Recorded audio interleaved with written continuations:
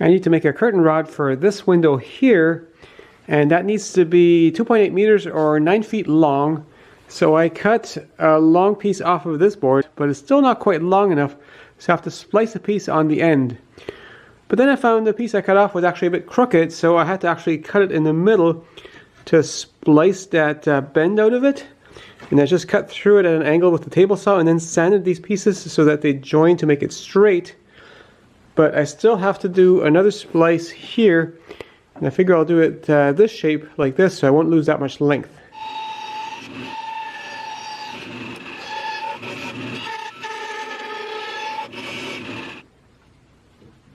That fit needs a bit of work.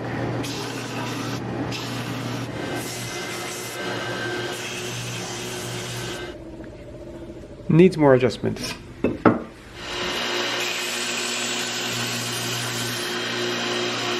Well, that's as good as it's going to get, so I just need lots of glue in there.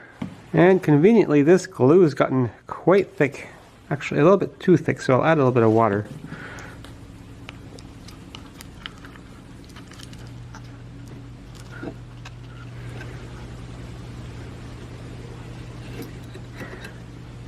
Uh-oh.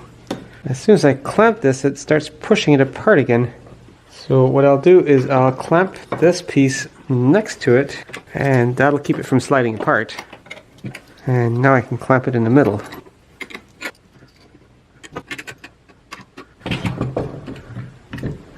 And I'll let it dry with the joint surface nearly horizontal so gravity doesn't pull the glue out.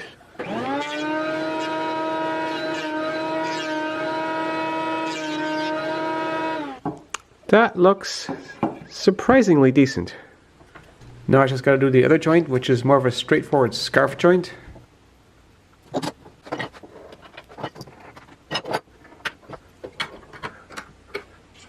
And straightening the rod on the jointer.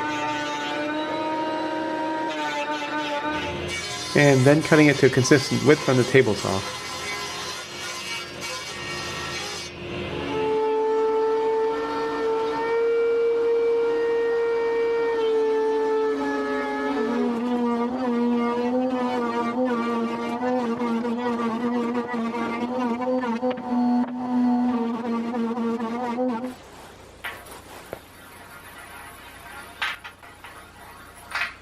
So I got my very long curtain rod, which by the way is spliced right here. It's a little bit more obvious on the other side. And I need some supports for this, and I've kind of made a little prototype support just out of pine. It's going to go like this.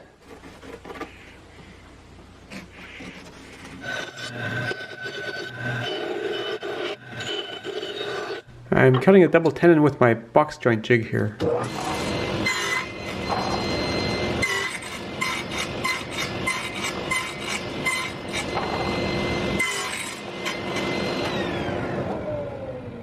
And cutting a double mortise on the complementing piece also on the box joint jig.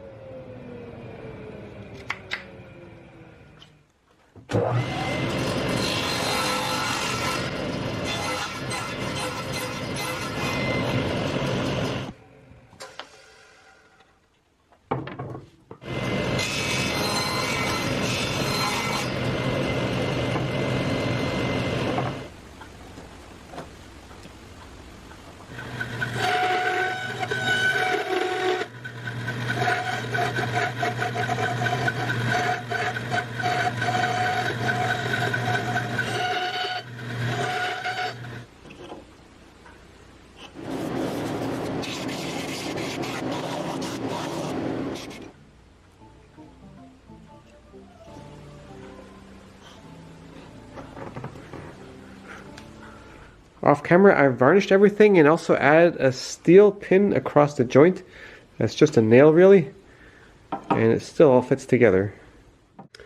I want to keep this curtain rod because we like this other curtain to be behind that, and the logical thing would be to put the brackets on here like this so that the new curtain can completely cover the old one.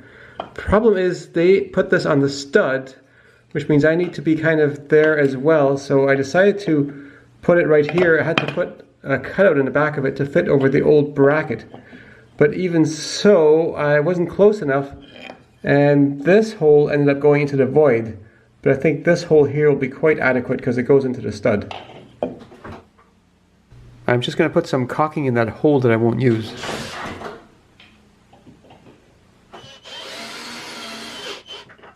The middle one has to go right atop of the old bracket, so I cut it to fit.